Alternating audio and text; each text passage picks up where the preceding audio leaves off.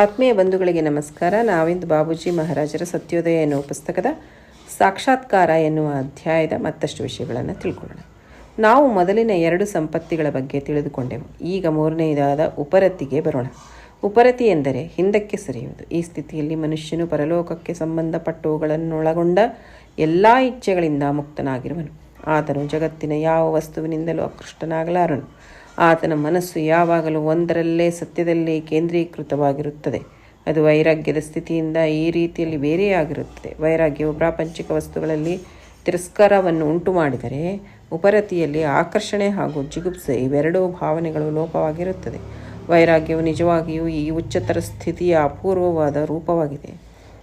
ಈ ಸ್ಥಿತಿಯಲ್ಲಿ ನಮ್ಮ ಇಂದ್ರಿಯಗಳು, ಸಂವೇದನೆಗಳು ಪೂರ್ಣ ಶುದ್ಧವಾಗಿರುತ್ತವೆ.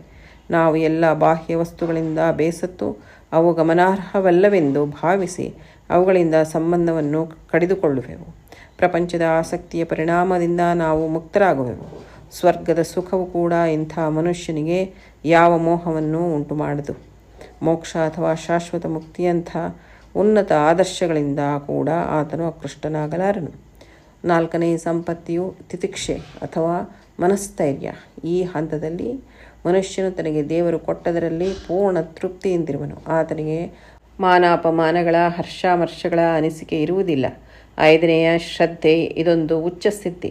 ಶ್ರದ್ಧೆ ಎಂಬ ಅಧ್ಯಾಯದಲ್ಲಿ ನಿರೂಪಿಸಲಾದಂತೆ ಪ್ರಾರಂಭದ ಕೃತಕ ಶ್ರದ್ಧೆಯಿಂದ ಇದು ತೀರಾ ಭಿನ್ನವಾಗಿದೆ. ಕೊನೆಯದು ಸಮಾಧಾನ.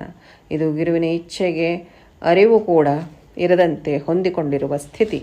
ಈ ಮಜಲಿನಲ್ಲಿ ಮನುಷ್ಯನು ಯಾವ ಅನ್ಯ ಭಾವನೆಯೂ ಇಲ್ಲದೆ ಶ್ರೇಷ್ಠ ಗುರುವಿಗೆ ತನ್ನನ್ನು ಸಮರ್ಪಿಸಿಕೊಂಡಿರುವನು. ಬಾಬೂಜಿ ಮಹಾರಾಜರು ಇಲ್ಲೇನು ಹೇಳ್ತಾ ಇದ್ದಾರೆ, ನಾವು ಮೊದಲಿನ 2 ಸಂಪತ್ತಿಗಳ ಬಗ್ಗೆ ತಿಳ್ಕೊಂಡಿವಿ, ಷಟ್ ಸಂಪತ್ತಿಗಳಲ್ಲಿ. ಈಗ 3ನೇದಾಗಿರುವಂತಹ ಉಪರತಿಗೆ ಬರೋಣ ಅಂತ. ಉಪರತಿ ಅಂತಂದರೆ ಹಿಂದಕ್ಕೆ ಸರಿಯುವಂಥದ್ದು. ಈ ಸ್ಥಿತಿಯೊಳಗೆ ಮನುಷ್ಯನು ಪರಲೋಕಕ್ಕೆ ಸಂಬಂಧಪಟ್ಟಿರುವವುಗಳನ್ನೊಳಗೊಂಡ ಎಲ್ಲ ಇಚ್ಛೆಗಳಿಂದ ಮುಕ್ತನಾಗಿರ್ತಾನೆ. ಆತನು ಜಗತ್ತಿನ ಯಾವ ಒಂದು ವಸ್ತುವಿನಿಂದಲೂ ಆಕರ್ಷಿತನಾಗಿರುವುದಿಲ್ಲ. ಆತನ ಮನಸ್ಸು ಯಾವಾಗಲೂ ಒಂದೇ ಒಂದು ಅಸತ್ಯದೊಳಗೆ ಕೇಂದ್ರೀಕೃತವಾಗಿರ್ತದೆ. ಅದು ವೈರಾಗ್ಯದ ಸ್ಥಿತಿಯಿಂದ ಈ ರೀತಿಯೊಳಗೆ ಬೇರೆಯಾಗಿರ್ತದೆ. ವೈರಾಗ್ಯವು ಪ್ರಾಪಂಚಿಕ ವಸ್ತುಗಳಲ್ಲಿ ತಿರಸ್ಕಾರವನ್ನುಂಟು ಮಾಡಿದರೆ, ಉಪರತಿಯೊಳಗೆ ಏನಂದರೆ ಆಕರ್ಷಣೆ ಮತ್ತು ಜಿಗುಪ್ಸೆ ಎರಡೂ ಭಾವನೆಗಳು ಲೋಪ ಆಗಿರ್ತದೆ. ಅಂದರೆ ವೈರಾಗ್ಯದೊಳಗೆ ಪ್ರಪಂಚದ ವಸ್ತುಗಳಿಗೆ ಏನಿದಾವೆ ಬಿಡಪ್ಪ, ಇವು ಎಲ್ಲ ನಶ್ವರ ಹೊಂದುವಂಥದ್ದೇ ಅನ್ನುವಂಥ ಭಾವನೆ ಇರಬಹುದು. ಆದರೆ ಉಪರತಿ ಒಳಗೆ ಏನು ಅಂತಂತಂದರೆ ಆಕರ್ಷಣೆಯೂ ಇಲ್ಲ, ಜಿಗುಪ್ಸೆನೂ ಇಲ್ಲ, ಎರಡೂ ಭಾವನೆಗಳು ಲೋಪ ಆಗಿರ್ತದೆ.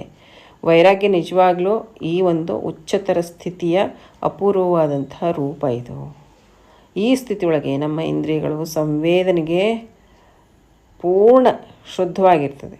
ಅಂದರೆ ನಮ್ಮ ಇಂದ್ರಿಯಗಳ ಒಂದು ಸಂವೇದನೆ ಏನಿದೆಯಲ್ಲ, ಅದು ಪೂರ್ತಿ ಶುದ್ಧವಾಗಿರುವಂಥ ರೀತಿಯೊಳಗೆ ಇರ್ತದೆ. ನಾವು ಎಲ್ಲ ಒಂದು ಬಾಹ್ಯ ವಸ್ತುಗಳಿಂದ ಬೇಸತ್ತು ಅವು ಗಮನಾರ್ಹವಲ್ಲ ಅಂಥೇಳಿ ಭಾವಿಸಿ ಅವುಗಳಿಂದ ಸಂಬಂಧವನ್ನು ಕಡಿದುಕೊಳ್ತೇವೆ. ಪ್ರಪಂಚದ ಆಸಕ್ತಿಯ ಪರಿಣಾಮದಿಂದ ನಾವು ಮುಕ್ತರಾಗ್ತೇವೆ. ಸ್ವರ್ಗದ ಸುಖ ಕೂಡ ಇಂಥ ಮನುಷ್ಯನಿಗೆ ಯಾವ ಮೋಹವನ್ನು ಉಂಟು ಮಾಡುವುದಿಲ್ಲ. ಮೋಕ್ಷ ಅಥವಾ ಶಾಶ್ವತ ಮುಕ್ತಿಯಿಂದ, ಉನ್ನತ ಆದರ್ಶಗಳಿಂದ ಕೂಡ ಆತನು ಆಕೃಷ್ಟನಾಗಲಿಕ್ಕೆ ಸಾಧ್ಯ ಇಲ್ಲ. 4ನೇ ಸಂಪತ್ತಿ ಏನಿದೆಯಲ್ಲ, ಅದು ತಿತಿಕ್ಷೆ ಅಂತ ಅಥವಾ ಮನಸ್ಥೈರ್ಯ ಅಂಥೇಳಿ. ಈ ಹಂತದೊಳಗೆ ಮನುಷ್ಯ ತನಗೆ ದೇವರು ಕೊಟ್ಟದ್ದೆಲ್ಲನೂ ಪೂರ್ಣ ತೃಪ್ತಿಯಿಂದಿರ್ತಾನೆ. ಆತನಿಗೆ ಮಾನ ಅಪಮಾನಗಳ, ಹರ್ಷಾಮರ್ಷಗಳ ಅನಿಸಿಕೆ ಇರೋದೇ ಇಲ್ಲ. 5ನೇದೇನಿದೆಯಲ್ಲ, ಅದು ಶ್ರದ್ಧೆ. ಇದೊಂದು ಉಚ್ಚ ಸಿದ್ಧಿ. ಶ್ರದ್ಧೆ ಎನ್ನುವಂಥ ಅಧ್ಯಾಯದೊಳಗೆ ನಿರೂಪಿಸಲಾಗಿರುವಂಥ ಪ್ರಾರಂಭದ ಕೃತಕ ಶ್ರದ್ಧೆಯಿಂದ ಇದು ಬಹಳ ಭಿನ್ನವಾಗಿರುವಂಥದ್ದು. ಕೊನೆಯದೇನು ಅಂತಂದರೆ ಸಮಾಧಾನ. ಇದು ಗುರುವಿನ ಇಚ್ಛೆಗೆ ಅರಿವು ಕೂಡ ಇರದಂತೆ ಹೊಂದಿಕೊಂಡಿರುವಂತಹ ಸ್ಥಿತಿ. ಈ ಮಜಲಿನೊಳಗೆ ಮನುಷ್ಯನು ಯಾವ ಅನ್ಯ ಭಾವನೆಯೂ ಇಲ್ಲದೆ ಶ್ರೇಷ್ಠ ಗುರುವಿಗೆ ತನ್ನನ್ನು ಸಮರ್ಪಿಸ್ಕೊಂಡಿರ್ತಾನೆ ಅಂಥೇಳಿ ಬಾಬೂಜಿ ಮಹಾರಾಜರು ನಮಗೆ ಈ ಸತ್ಸಂಗದಲ್ಲಿ ತಿಳಿಸ್ಕೊಟ್ಟಿದ್ದಾರೆ. ಕಾರಣ ಮಿತ್ರರೇ, ನಾವು ಈಗ ಷಟ್ ಸಂಪತ್ತಿಗಳ ಬಗ್ಗೆ ಎಲ್ಲ ನಾವು ತಿಳ್ಕೊಂಡಂಗೆ ಆಯಿತು. ಇದರ ಒಂದು ಸ್ಥಿತಿ ನಮ್ಗೆ ಹೇಗೆ ಪ್ರಾಪ್ತ ಆಗಬೇಕು ಅಂದರೆ, ಅದು ಗುರುವಿನ ಕೃಪೆ, ನಮ್ಮ ಸಾಧನೆ, ಈ 2 ಮೇಲೇ ನಿಂತಿದೆ ಅಂಥೇಳಿ. ಹೀಗೆ ಈ ಪ್ರಕಾರ ನಾವು ಮೂರನೇ ಸಾಧನದ ಬೇರೆ ಬೇರೆ ಸಿದ್ಧಿಗಳನ್ನು ಕುರಿತು ವಿವೇಚನೆ ಮಾಡಿದ್ದೇವೆ.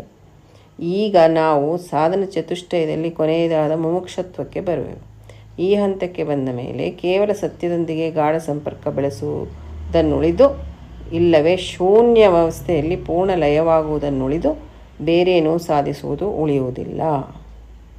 ಇದು ಸಾಕ್ಷಾತ್ಕಾರದ ಪ್ರತ್ಯಕ್ಷ ನೆಲೆಯಾಗಿದ್ದು ಯೋಗದ ಹಳೆಯ ಪದ್ಧತಿಯ ಪ್ರಕಾರ ಪ್ರಾಥಮಿಕ ಸಾಧನಗಳ ಮನಃಪೂರ್ವಕ ಅಭ್ಯಾಸದಿಂದ ಪ್ರಾಪ್ತವಾಗುವುದು.